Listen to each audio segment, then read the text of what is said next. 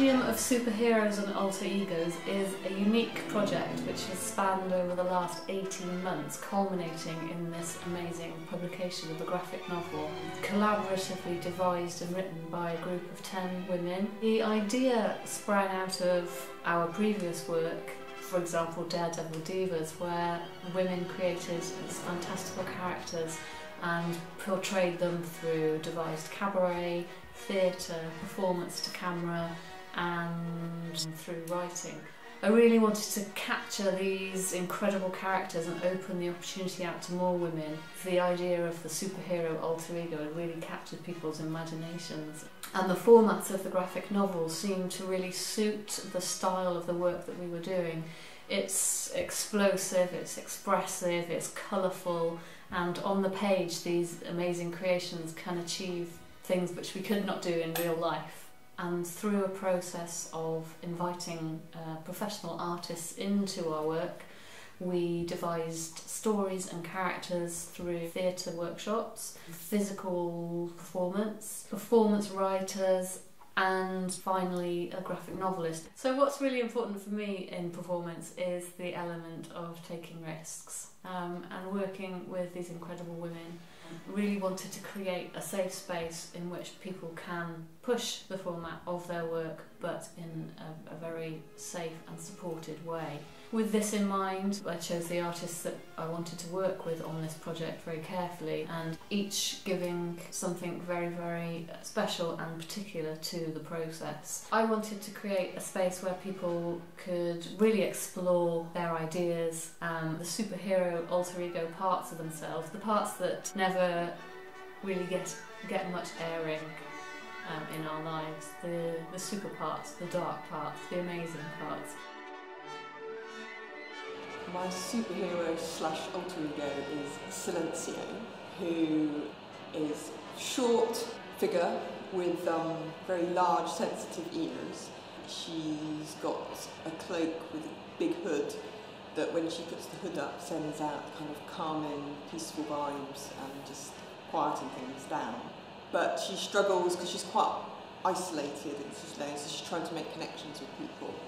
Her hood has kind of gone quite dark and she's abruptly shutting people up rather than the calming vibes have kind of gone, and so she's come along to meet other superheroes to make connection with people and bring back that kind of peace. What's coming out for my character is the duality of being a sort of superhero part of the time and a sort of normal, mortal, fallible person the rest of the time, which very much mirrors what happens in life, in that I can sort of put on a sort of confident persona, but at home, or you know, in my darker moments, sort of feeling that I am fallible and I don't always get it right, and I'm not always very confident, not always very secure.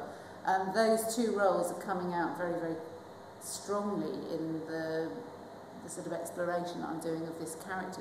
At the beginning of this whole project, we brought in an object and he's formed my character. I mentioned protector, and although I didn't realise at the time, at the beginning of all of this, why this was happening, I now look back and see that I have this characteristic myself of protecting myself, and my character has become Dragonella. It's almost like it's part of myself and it's become my alter ego. All my characters I dance with are very dark, it's very undramatic kind of imagery. And because I was really spontaneous in the character in the groups, she was kind of really light and fluffy and airy, so she was completely the opposite to all the characters I normally portray. And as much as that was kind of exciting to kind of look at and go, oh, okay, that's what's coming out, there was part of me that was really disappointed. I was talking to my daughter, who's 16 and does music performance and things, and loves comics. So she supported me and said, why don't you have a kind of alter ego to your superhero and allow her to kind of transform into a darker version of her. So that was great, and I feel like I much prefer the kind of alter ego to my superhero. My superhero name is Joan. She is a historical character, very much based on Joan of Arc. She is looking for love and has great difficulty finding it. I suppose the best way to describe it is that her being is magical. She has a charisma and a way of drawing people to her, but she can't really see it. So that's what her power is. Bear Girl's like the straight talking aspect of myself, where she's like the most confident parts, and I think that's probably true of a lot of people's characters. It's for me, it's the kind of no nonsense attitude that I wish I had all the time. I suppose she's a more exaggerated version of that, and she's made me realise just how high my ideals are, not just for others but for myself, and that's a really, really difficult thing to practice in everyday life. I just thought it was really funny to have a position which is often considered weak and female to be the mediator. I just thought that was funny, and that took me a long way. And I have learnt a lot because of my character about mediation. I've been on a one-day mediation course which I did for the research. I read stuff on mediation. I've also had a time in my life when I've not been very well and was told to slow down, just take things very, very calmly. And this project has been beautifully flexible. I could do that. It's also brought me more to a mediating position with me in the creative impulse. So it's meant a lot. It's been a very deep process. What I've learned from the last project and this one as well is that you often need other people to bounce off of and to allow it to come out of yourself, and I think that's quite good to do that in a group, and it's quite a safe space. Encouraged to do things that aren't necessarily easy for us, and through doing that we've bonded with people, and through the bonding obviously our characters start to communicate as well. It's quite surreal in fact, but yeah, when we're pretending to be our characters there's quite a lot of similarities and crossovers.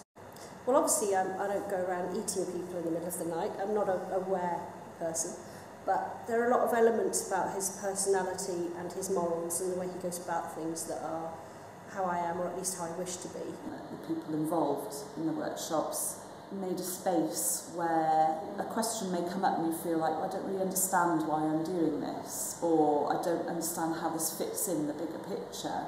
I don't know how they did it quite, but found a way of saying to me, you don't need to know. So I was able to sort of drop those questions and just go, okay, I'm just going to do this, which is a massive thing for me to do.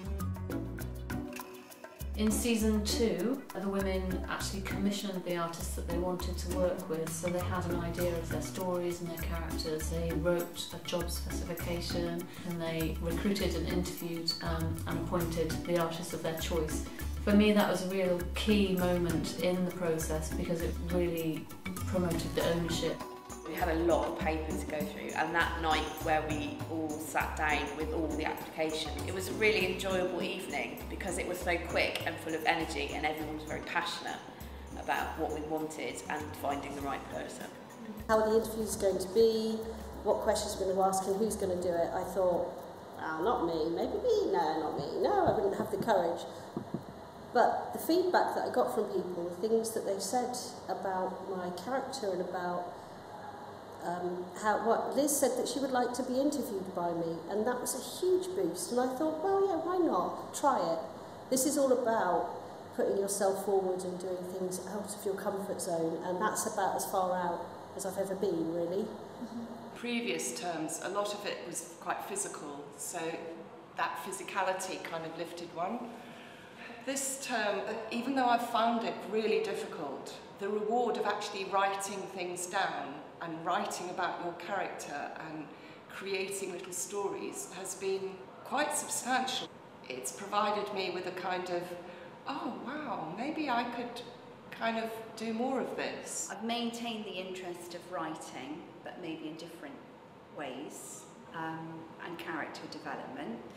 I've also performed in the Vagina monologues, and I feel that it's this project that's given me the confidence to do that, because we've been much more kind of like stood in front of other people and, you know, expressing our ideas. I hadn't realised how diverse the kind of graphic novel world was, and it's just made me look at stories in a different way as well. Perceptions of myself as a woman I've never really thought about it as much as I have as a part of this project. And I've sort of done research into how women are perceived in the media, and even in the superhero world, how female characters are perceived, and how obviously one feeds into the other, and vice versa, and it's kind of a self-perpetuating cycle. Everybody in the group has gained something really important from it, and I think what I've learned is that I can in fact make good friendships with women from different kinds of backgrounds or whatever. I think I had a lack of trust. You know, people aren't always very kind in life, and this has been a very nurturing space. So through doing this, it's had a much wider impact on my life. I've become more comfortable in myself. So that's quite a big deal, isn't it? It was so nice to actually have a process of making decisions like that, you know, and like Liz said this morning, without bickering, and you don't have to really hang on to your own point of view. You know, the pleasure that you get from working like that is just so much. I know that I've spoken to other members of the group, and at the end of it, it's kind of like, but we're making a book. And that's a real thing, and that real thing is way more important than anything else as part of the message, I suppose.